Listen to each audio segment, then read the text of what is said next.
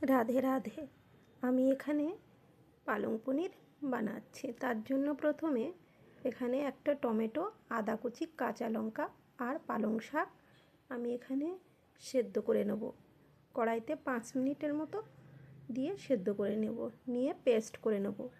আর এখানে পনিরগুলো আমি এভাবে ছোট করে বানিয়ে নিয়েছি। এখানে কিন্তু পালং শাক সামান্য নুন দিয়ে আমি সেদ্ধ করেছিলাম। আর এখানে সরষের তেলে একটু নুন দিয়ে পনিরগুলো হালকা করে ভেজে আমি এখানে তুলে নেব। তারপর ওই তেলের মধ্যে শুকনো লঙ্কা, তেজপাতা আর জিরে ফোড়ন দিয়ে তারপরে 1 চামচের মতো একটু বেসন দিয়ে ভালো করে নাড়াচাড়া করে আঁচটা কিন্তু একটু কমিয়ে দিতে হবে। দিয়ে নাড়াচাড়া করে সুন্দর সেন্ট বেরোলে তারপরে পালং শাকটা এখানে ঢেলে দেব। দিয়ে একটু সামান্য হলুদ দিয়ে দিলাম। তারপরে পনিরটা এখানে দিয়ে দেবো। দিয়ে 2 থেকে 3 মিনিট আমি এখানে ফুটিয়ে নেব।